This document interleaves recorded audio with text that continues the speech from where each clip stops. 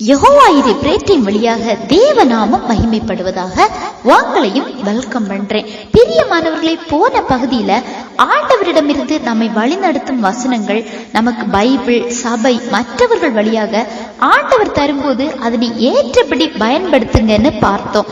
அதனோடு தொடர்புடைய ஒரு பகுதி தான் இதுவும். இஸ்ரவேல் ஜனங்களை ஆண்டவர் மோசே வழியாக மீட்டு கொண்டு வந்த போது அவங்க கிட்ட ஆண்டவர் வார்த்தைகளை மோசே வழியாக சொல்றாங்க, வழி நடத்துறாங்க. ஆனா அவங்க அந்த வார்த்தைகளுக்கு நிறைய இடங்கள்ல கீழ்ப்படியல, அவங்க இருதயத்தை சாய்க்கல. எனவேதான் ஆண்டவரின் கோபம் நிறைய இடங்கள்ல வெளிப்பட்டது. அவருடைய வார்த்தைகளுக்கு செவி சாய்க்காம முக்கியத்துவம் கொடுக்காத அவர்களுடைய சில குணநலன்களை நாம இப்ப பார்க்கலாம். நம்ம கிட்ட இவை இருந்தால் நாம அதை மாத்திக்கணும். எபிரேயர் 3வது அதிகாரம் 8, 10, 18, 19 வசனங்களை இங்கு பார்க்க போறோம்.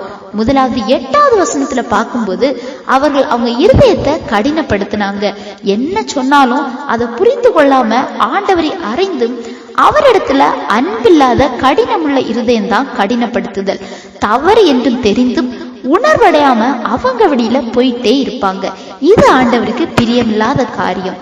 இரண்டாவதாக பார்க்கும்போது 10வது வசனத்துல வழிந்து போகிற இருதயத்தை பற்றி பார்க்கலாம். ஆண்டவரை நல்ல விசுவாசிப்பாங்க, நன்மை நடக்கும்போது நன்றி சொல்லுவாங்க. ஆனா பாடுகள் அல்லது சில கருத்துகள், உலக காரியங்கள் முன் வரும்போது ஆண்டவரை விட அது பெருசா அவங்களுக்கு தெரியும்.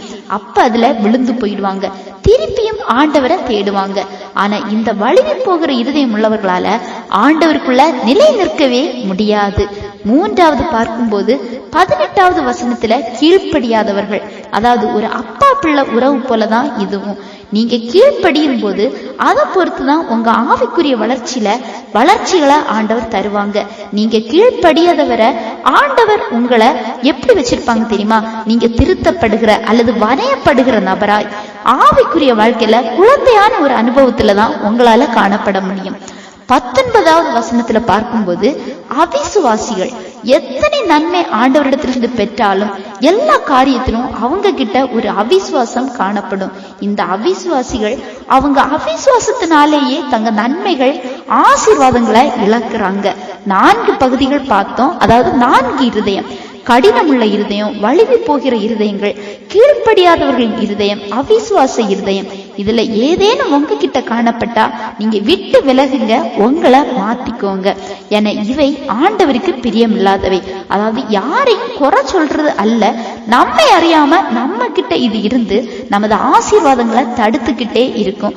எனவே இந்த மாதிரி காரியங்கள் உங்ககிட்ட காணப்பட்டா நீங்க இதுல இருந்து விலகிடுங்க. சரியா? இந்த செய்தி உங்களுக்கு பிரயோஜனமா இருந்திருக்கும் நம்புறேன். ஆண்டவர் தாமே உங்களை ஆசீர்வதிப்பாராக.